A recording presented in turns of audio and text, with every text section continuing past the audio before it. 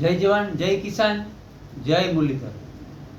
હવે મિત્રો આજે 8 તારીખ છે અને આપણે આગતરા ઈંધણ તરીકે તમને ક્યાંક ને ક્યાંક માહિતી પણ આપેલી હતી કે 8 થી 12 અને 14 થી 18, પણ હવે આપણે સારી રીતે તમને આગળ પણ ક્યાંક ને ક્યાંક સમજાવવાનો પ્રયત્ન કર્યો હતો અને આજે પણ ફરી આપણે તમને સમજાવવાનો પ્રયત્ન કરી જેથી કરતાં અસમજ ઊભી ન થાય કે આપણે 8 તારીખથી જે ઉત્તર ગુજરાત અને મધ્ય ગુજરાત અને દક્ષિણ ગુજરાત તેમાં મીડિયમથી સારો વરસાદ થાય તેવી શક્યતા છે। એમાં તો મિત્રો 18 તારીખ સુધી ક્યાંક ક્યાંક વરસાદ થાય તેવી શક્યતા આગળ પણ હતી અને અત્યારે પણ આપણે માહિતી આપીએ તો ઉત્તર ગુજરાતના સેન્ટરો, મધ્ય ગુજરાત અને દક્ષિણ ગુજરાત તેમાં મીડિયમથી સારા વરસાદ થાય તેવી શક્યતા છે અને સાથે ક્યાંક અમુક વિસ્તારોની અંદર થંડરસ્ટોર્મ થાય તો ત્યાં ગાજવીજનું પ્રમાણ પણ હોઈ શકે। પણ આપણે વાત કરવાની છે સૌરાષ્ટ્રની અને કચ્છની।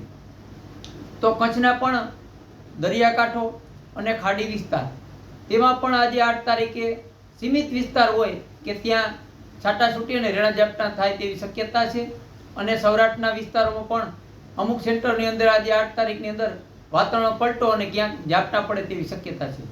પણ મુખ્ય જે આપણે 8 થી 12 તારીખ કીધી હતી એમાં 9 થી 12 તારીખ અને હવે આપણે આખું જોડી લઈએ મિત્રો તો 12 તારીખ પછી પણ 13 થી 17 તારીખ સુધી અત્યારે જે આપણે 9 થી 12 તારીખમાં જે સૌરાષ્ટ્રની અને કચ્છના વિસ્તારોમાં રેડા ઝાપટા જોવા મળે તેથી 13 થી 17 તારીખમાં વધારો થાય તેવી શક્યતા છે।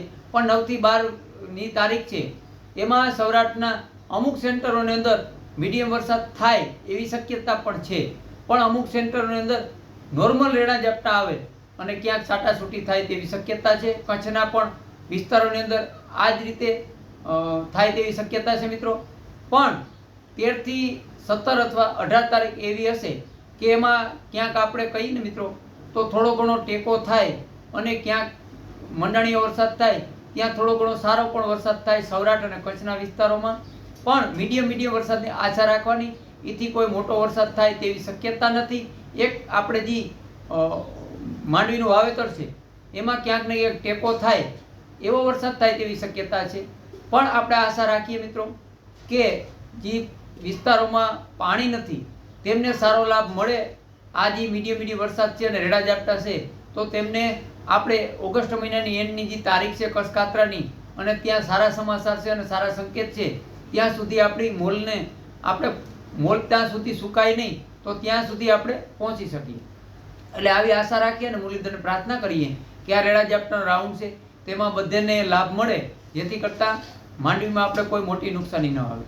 કારણ કે અત્યારે મિત્રો અલગ અલગ વિસ્તારોમાંથી પણ ક્યાંક આપણે એવા પણ રિપોર્ટ અને સમાચાર મળે છે કે સુકારો બહુ છે।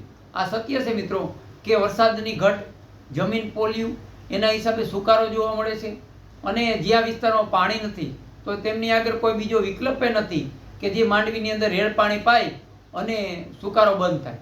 કારણ કે થોડા ઘણા પાણી હોય ને ફુવારા હાકે તો ફુવારામાં સુકારો વધતો હોય, આવું પણ આપણા ખેડૂત ભાઈઓની માન્યતા છે અને આપણે એવી પણ માહિતી મળેલી છે। પણ ખાસ મિત્રો આજે મારા ચેનલની અંદર તમને એક સામાન્ય માહિતી આપું મિત્રો, તો જેને વધારે પૂરતો સુકારો હોય મિત્રો અને અસહનીય સુકારો હોય કે માની લો કે આપણે કહીએ ને કે હવે અનિયમિત સુકારો આવે દેશી ભાષામાં, તો એમાં મોટા ખર્ચ ન કરવા મિત્રો।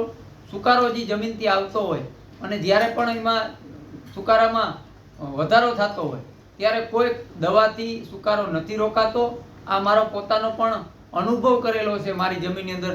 એટલે મોટા કોઈ ખોટા ખર્ચ ન કરતા, જેથી કરતાં આપણે અત્યારે ઉગાવો નબળો થયો, સુકારો આવે અને પછી આપણે ખર્ચ કરીએ તો આપણે હજી પણ ક્યાંક મુસીબતમાં આવી શકીએ। એટલે જોઈ જાણી અને સારી રીતે ખેતી કરજો। બાકી કરતો હરતો ઉપરવાળો છે મિત્રો કે આવનારા દિવસોની અંદર ઓગસ્ટના એન્ડમાં સપ્ટેમ્બરમાં સારા વરસાદનો લાભ મળે તેવા અંદાજા તો આપણા દેશી અનુમાનમાં છે અને સારા સમાચાર મોડલ અને વિજ્ઞાનમાં પણ ક્યાંક ને ક્યાંક આયોડી અને એમજીઓ સક્રિય થાય અને આયોડી પોઝિટિવ તરફ જાય એવા પણ રિપોર્ટ આપણે મળે છે। એટલે આપણા માટે સારા સમાચાર તો છે જ મિત્રો, પણ આવનારા દિવસની અંદર ત્યાં સુધી આપણે પહોંચવું એ ક્યાંક ને ક્યાંક મોટી તકલીફોનો સામનો કરવો પડે તેવી શક્યતા હાલમાં ઊભી થઈ છે। અને આશા એવી પણ મિત્રો રાખીએ કે આ બધું આપણે 2026નું વર્ષ છે તેમાં ખંડવૃષ્ટિ તો હતી, પણ જે ખંડવૃષ્ટિની વાત છે મિત્રો કે ઓલ વર્ષની અંદર અમુક વિસ્તારમાં એક ભાગ રહી જતો હોય, તેમાં અવાર એવું બન્યું 2026માં આપણે 10-15 વર્ષ થયા ક્યારે પણ આપણા પશ્ચિમ સૌરાષ્ટ્રના વિસ્તારોમાં આ રીતે વરસાદ ન થાય એવું નથી જોવા મળ્યું. આ ઘણા વર્ષો પછી આ એક રેકોર્ડ બન્યો અને ઘણું બધું આપણે શીખાડીને પણ જશે, જેથી કરતાં આવનારા વર્ષની અંદર આપણે પણ ઘણું બધું શીખવું જોશે. 2026થી આવનારા દિવસોની અંદર ફરી પાછો ક્યારે પણ આવો સામનો કરવો પડે ત્યારે આપણે આગળથી જાણકારી હોય તો અવારથી આ તકલીફ થઈ એવી તકલીફ ન થાય. એટલે આવી જ માહિતી આપણા ખેડૂત ચેનલની અંદર કાયમી તમને મળતી રહેશે. હવે આપણે 10 તારીખે વિડીયો બનાવશું ત્યારે પણ તમને સચોટતા અને સારી માહિતી સાથે નવો વિડીયો બનાવી અને તમને માહિતી આપશું. જય જવાન, જય કિસાન, જય મુરલીધર.